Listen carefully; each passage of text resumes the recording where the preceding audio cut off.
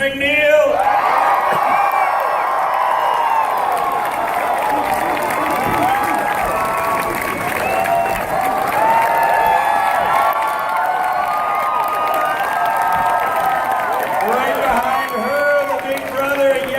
Who's also Pinky, Rob Paulson.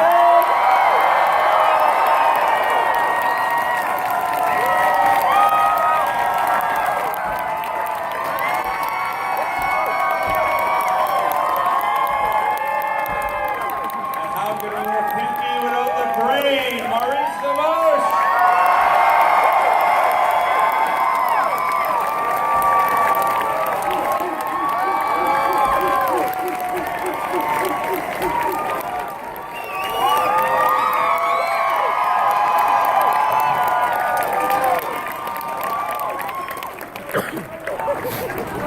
We love Salt Lake City so freaking much, man. Unbelievable, you guys. It is so good to see you. Thank you very much. Oh yeah, we got it. Let's say hello the proper way. Ready? 1, 2, 3. Hello, Salt Lake City.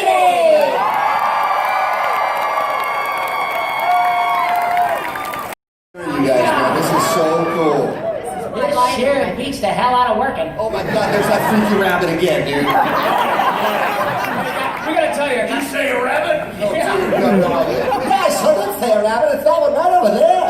Dude, you are freaking me out. I had dreams about you. Stop with the ninja rabbit thing. It's weird, man. Hey, I just want to say thank you for not sitting in the front row. Stand up, rabbit dude. Look at this ninja. Like I said yesterday, I don't do drugs, but if I did, you would be in all of them, dude. You showed up at the Playboy Mansion, they'd blow their brains out. Bunny Fred, or whatever. Don't say Playboy Mansion and blow in the same sentence, right? Hey, sorry. Oh, okay. If they're young enough to know what I was talking about, it's okay for them to hear it, right? Hey, look at these nice folks. Hi, guys in the hallway. Nice to see you. Yeah, you don't get in. Sorry, bye. See, dude, it's because we're freaking awesome. Just kidding. It's so not. This is honest to God, you guys. We are absolutely astonished by your incredible generosity and warmth, and the fact we love you too. And the fact that you guys are here celebrating a show that's 20 years old. It's so great.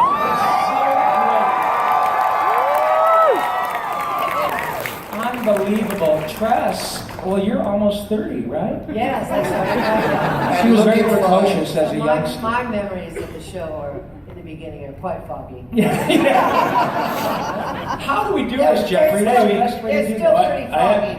We haven't heard from Mo yet. Oh, yeah. Very quiet. Oh, look, it's my friend the Brain, right? He's very sophisticated. Greetings, Utah.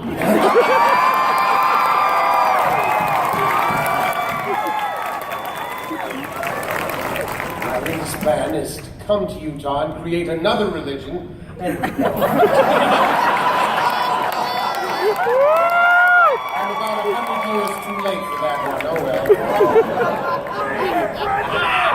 All right, the way we're going to work this, Q&A. Yeah, Q&A. Start lining up, you guys. Are here, the A's Jump on that mic. Don't hurt each other. No hurting each other. Hey, before you all get up, I want to say, we said it yesterday. Yeah, direct your questions to somebody, one person, not to the group. Otherwise, we will never get through the line. And we don't audience, if they don't direct their question, what do we do? I want to hear it loud today. Okay, that sounds. Do we have a sound? Make a fart sound. All right. No booing, we're farting today. Yeah, lots of farts. All right. Everybody loves a fart joke. Right. How about a burp sound? Do a burp sound. Yeah, wait. By the way, real quick anecdote. Well, before you do it. A lot of people, you guys remember Wacko Burping, right? You all like that? You know, the excuse me, all that stuff. Well, I had a stunt burper because the only time I can burp is during romantic moments with women. So it's not good. So I had to have somebody who could do it on command. And fortunately, there happened to be a guy who could fit that bill. Let me illustrate. Let's hear it for Maurice.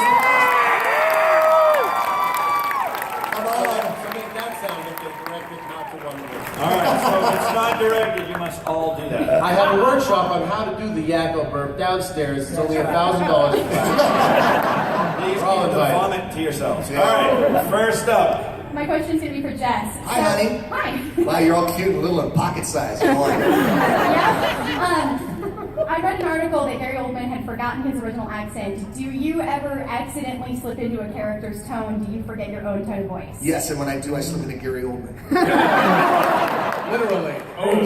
Listen, stop it. Ooh, No, literally right no, there. you know what's funny? I forget what I did literally like yesterday. Like if you said, what was the last session? I remember. Yeah, yes, you got everything. If you say to me, what was the last session you did before you came to the fabulous Salt Lake City Comic Con? I'd be like, I don't even remember. So what happens is, when you do a session, they generally have something for you to listen to, your audition or something you did previously, and immediately you click back in. It's like, oh yeah, I know what I was doing, I know where I was putting that. But sometimes you'll do a voice at lunch and at dinner, you're ready to impress your friends, and you do it, and it sucks because it sounds nothing like it. So it's important to constantly be reminded by folks like you. Now, when I say that, all you guys who keep coming up and asking me to do Crash Bandicoot and Spyro the Dragon, go to YouTube and find the clip, and then I'll do it because I don't remember what I did. It was too long. Okay, Thank you. All right. darling. Hey, I'm going to interject already. There's like 30 people in line. There's no way. Hey, we might, dude. We have 2 minutes per question. No, we're gonna do 60 seconds per question. Let's go! 1 minute to go. My question's quick. Hi guys. I just wanted to know what it was like working with Steven Spielberg, and what is it about Animaniacs and Pinky and the Brain that makes it so timeless and enduring? And I don't care who takes the question. So. Gargoyles. You're going to piss off Dawn. Sorry. Is there any way to answer that? If we could bottle that, if we knew that formula, I mean, we'd make more money selling the formula to show business than we would making the show. Yeah. I mean, everybody tries for what I guess we achieved. And by we, I mean the 187 people involved in making Animaniacs and making it right. The artwork, the animation, the excellent writing, the characters, the performances, The music. all of it. The Yeah. music. I mean, the music is a huge part of the show. And I'm becoming Mark Hamill. It's a huge part. It's enormous. It's enormous. It's unbelievable. So it really. I mean, we had a 35-piece orchestra recording in the Carl Stalling soundstage. Yeah. In the actual same stage that the classic Looney Tunes and Merry Melodies were recorded at. And it's So-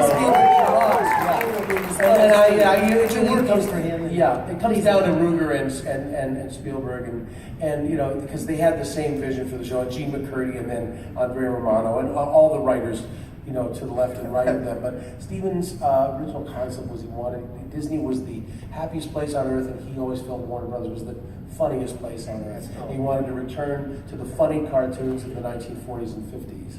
And Tom Ruger was the perfect person to shepherd that. Yeah. I got to throw in, I got to point in though one thing. When I met Steven Spielberg the first time, I have a problem with censoring myself, which those of you who've been to my table probably know by now. But what was great is when I met Steven, he came over and he was shaking my hand. He had a guy in his ear whispering who I was and what everybody did so he'd know, you know, be educated. So he's like, oh, Jess, it's such a pleasure to have you with us, blah, blah, blah, blah, blah, blah. And the whole time he's talking, I'm nodding. And then I went, dude, I didn't hear a word of that because all I kept thinking about is how much money you have in your wallet right now.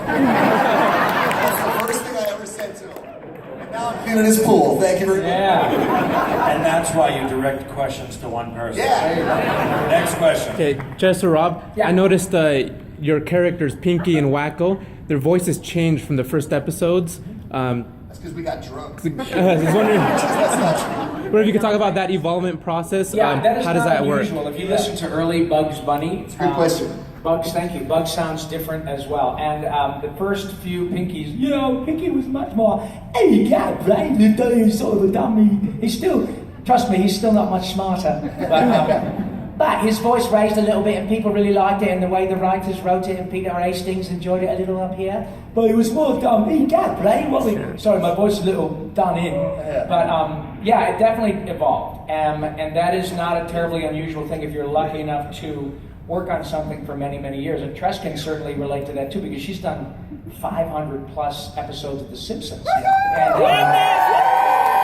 yeah, and a lot of You don't have to repeat any of the characters, though. They're all different. right. Yeah. Tress is the ultimate utility player because Yeah. she can do anything that nobody else can Well, do. yeah. But yeah, you and She really is the ultimate utility player. She just came off of an Emmy nomination. Emmy nomination for Simpsons. That's right. And so it is not unusual. I think Bart, and sometimes, unless it's your natural voice, I think Bart sounds a little different than it did the first time, you know. But unless it's really your natural voice, it's not unusual for things to evolve. You find the characters as you go along. I mean, and then you settle in, and then you try different things from your wheelhouse, you know. I mean, so Rain started out very flat, very Orson Wellesian, and then as we went along, Andre said, "Can you give him a little more color?" And so I brought in a little Vincent Price, and you good evening and welcome to mystery, and you know that type of thing. And it gave him some highs and lows. We all work and evolve our characters. You know, as we go along. Thanks for the question. Thanks, buddy. That's a good question. Hey, dude, Josh. What's happening, buddy? Good. This one's for you, Jess. Thanks, buddy. What is your favorite song to sing on Animaniacs? It's got to be Iron Man by Black Sabbath. No, seriously, it's going to be crazy concert, you see. I love... Why don't you do a little wacko singing Iron Man? Oh, yeah. He was time to steal in the great magnetic field. There's a lady who's sure all that glitters is gold, and she's buying a stairway to Cleveland. Oh, you know, Pinky sings the immigrant song. Yeah, do it. Hey, speaking of singing, dude. Yakko burps it. Speaking of singing.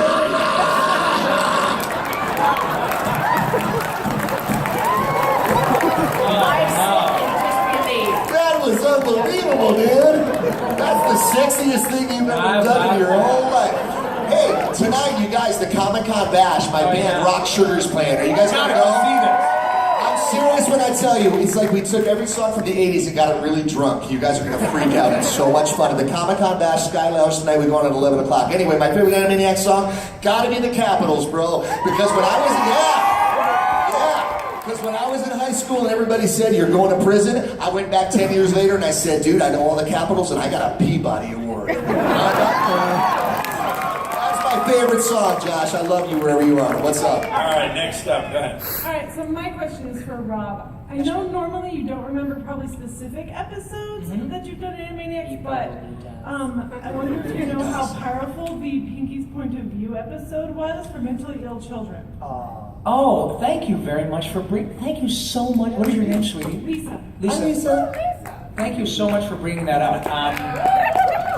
Well, you know what? I'm going to cut right to the chase. The fact of the matter is that when we come, and we're lucky enough to come to many of these shows, often we find people who are maybe somewhere on the spectrum, and I think you know what I'm talking about, right? And I think that is profoundly grateful, a profoundly great thing. Our dear friend Dee Bradley Baker made a really gloriously on-point statement yesterday in which he mentioned that conventions really are the way people should always behave. That is to say that people are who they are. Oh, yeah. Warts and all. And we always know, and except that rabbit dude who's freaking out. We still love you, dude. Freaking rabbit. But I have made so many great acquaintances at these events, and as an uncle of an autistic young man, I find it so incredibly endearing that my nephew can go to a place in which he feels completely free to be who he is and focus on whatever shiny object that catches his eye.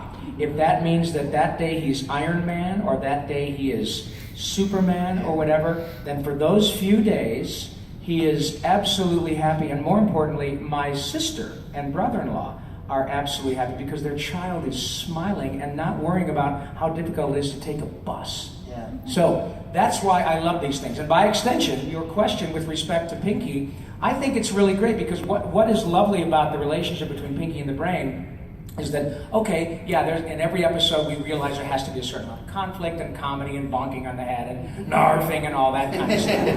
But when you see Pinky's beautiful, sweet point of view that is completely innocent. When Brain thinks of pi, he thinks of 3.1444444444. When I think of pi, I think of pie. And I love pie. And so in my point of view, I'm exactly who I want to be. And that also is carried out in the Christmas episode in which Pinky hands Brain the world, which is a keychain with a little globe on it. And it always makes people just go, Oh, yeah, it's beautiful. So I'm so glad you asked me that question because it is germane to everything that happens at these conventions, and it is a beautiful thing that we are a part of. Thank you for having us. Also got to send out, give credit to Gordon Bressack, who wrote that episode, with that in mind of how does Pinky's brain actually work. Yeah, work is a strong word. Well, but I mean, there's a certain genius when you watch brain morphing into a rhinoceros, and it's like, oh, so that's what goes on. It actually caused me to understand, oh, that's how Pinky thinks. Pinky has a certain genius of his own, you know? Yes. So Gordon Bressack, the man to take our hats off to on that. I'm a genius! Thank you. Hi. Hi, this is me. I'm David. Tress, I'm going to ask you a question that I asked these two, but back at the FanX. So besides the Warners, who are your favorite characters of the show? Well, in Animaniacs? Yes, of course. Oh, well. Of course, Tress. Oh, well, hello, nurse. Yeah. Of course, she's beautiful. And I'm Mindy's mom. I like hello, nurse, too. Go on. You want to see me from the neck down, which is good. It's a good look. Great legs. Marita Hippo. Oh my goodness. I mean, everybody else in that show. All the girls. What was it? Who was Slappy Squirrel's friend? Who was Peter Walreen. That's right, Bumby's mom. Right, Peter Walreen. We lived in a trailer out in Norco. That's right. Well, I have a White Rock lawn now. You know, everybody in LA has that now because of the drought and stuff. And I was there first anyway. And you don't have to build a dog run, you just hose that thing right off. It's tight. That's so great.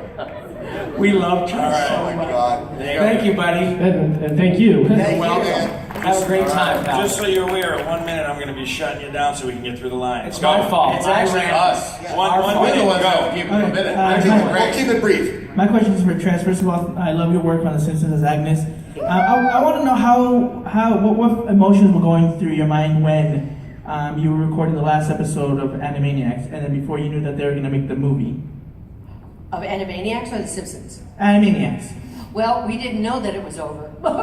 Here comes a surprise. No, I don't think that we knew at that point that it was going to be over. And the movie didn't necessarily come at the end of our Animaniacs run. We just did that right smack dab in the middle. So I was still happy about it. In fact, I'm ready to go back to work on Tuesday. Yeah. If they call.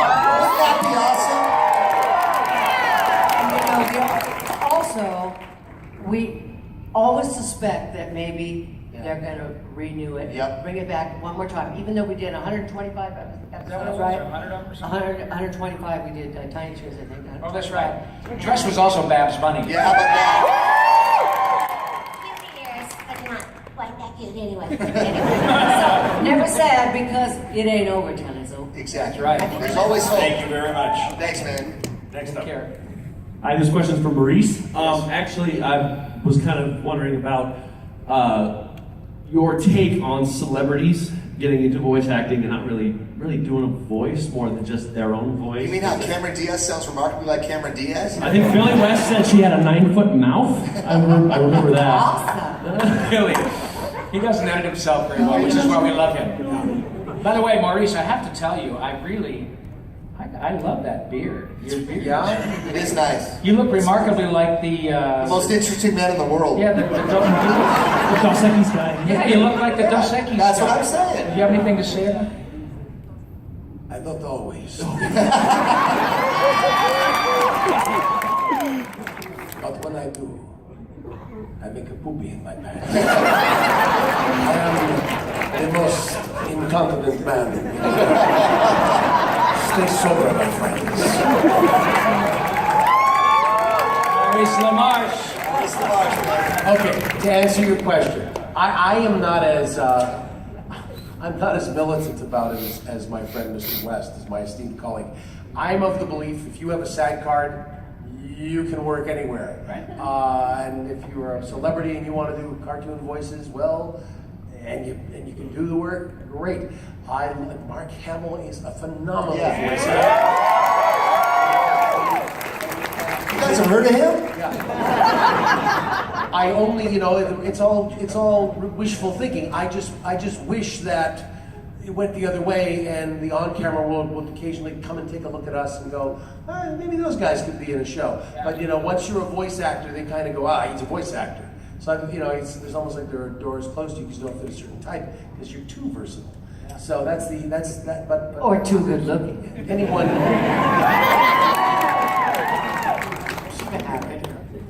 So that's my short answer to that.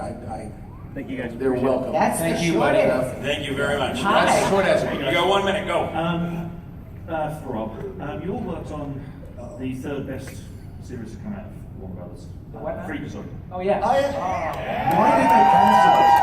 Why did they cancel it? Yeah, it just disappeared. I don't know that, and that was Paul Rugg and oh my God, David Warner was on that show. Great.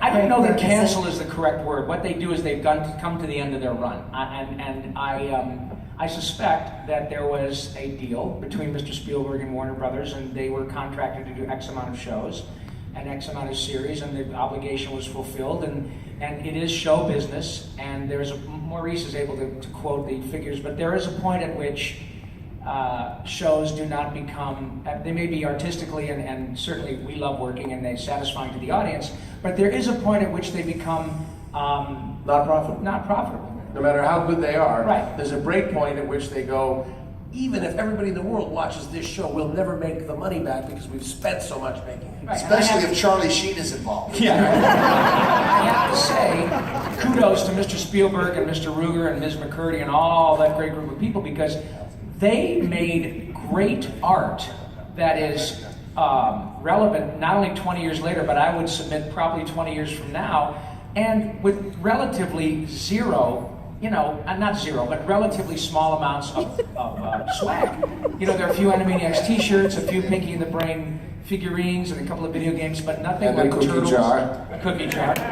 Thank you, Brian. But very, but not really, a whole bunch of action figures, certainly not like Turtles or SpongeBob or anything like that. So they made them for the sake of making them, and that was a pretty remarkable thing. Yeah. It is a great show, Freakazoid.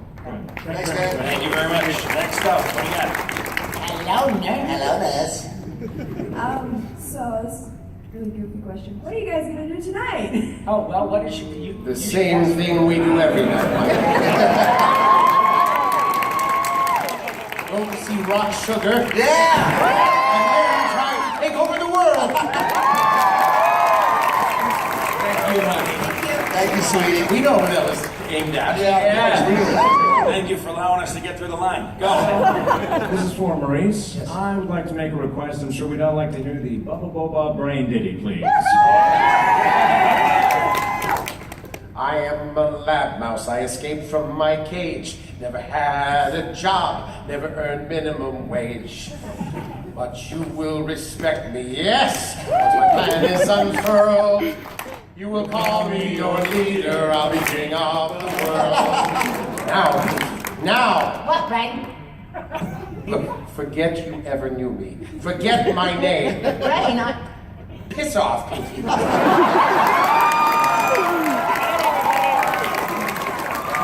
it's really funny. People love to hear Brian swear and all that shit. Hey, by the way, if you like that kind of thing, we're doing the Harry Potter thing tomorrow, right? You are in for a treat. It's gonna rock, man. You peeked at the script. And even if that rabbit shows up, I'm gonna ignore him and everything, so I'll be focused and I'm gonna do some great stuff. Yeah, dude, the rabbit's gotta be in the back. Oh, dude, what's up? Hey, my question's for Jess. Okay. So it seems like in the entertainment world, everyone of amateur talent like me who are looking to get into things like Is that voice Todd? Huh? What's your name, Todd? Tanner. Tanner. It was Okay, I couldn't close. see you. That's your backlit. Go ahead. So in the entertainment world, it seems like a lot of amateur talent is a flooded market. There's a ton of people. Yes. So what kind of advice would you give for people like me to make yourself stand out? Oh my gosh. Well, my whole life story Hang is out with why- a giant rabbit. Yeah, that's good. That'll do it. A very disturbing, troubling rabbit. But why stand back when you can stand out is sort of my credo, okay? The best way to do that, man, I think, is just to find anything that makes you a little bit different. Anything you can do. Like, for instance, even something as silly as Mo's burps. If Mo, I don't know if that was ever on his demo, but putting that on a demo would actually be like, hey, we don't have a guy that can do that. So anything that makes you unique, my whole thing started with being a singing impressionist. She's loving that. I don't know what happens that somebody's pants are off or something. You guys are just cracking up, man. Anyway, anything you can do to stand out, just find that that's your niche. But the most important advice that I want to give anybody who's starting out, any of you guys who want to do this for a living, and it's a great job, and this is important, you can lie to yourself all the time and say it's impossible. There's so many people that are doing it. Rob Paulson's doing it. I'm not as good as Rob Paulson, whatever. The fact is that we all broke into it. Okay, there was a time when we weren't doing it, and now we do it all the time. So if we can do it, why the hell can't you do it, right? So believe in yourself and go after it, man, because if it's in your heart, it's there for a reason. Now come to my show and rock out later, dude. My question's for Maurice. Yes. Do you remember the 6 sitting sheet slitters? Wow. Got a Gordon breast actor, Charlie The 6 sitting sheet slitter's son is sick. How many takes did that take to get that all the way 6.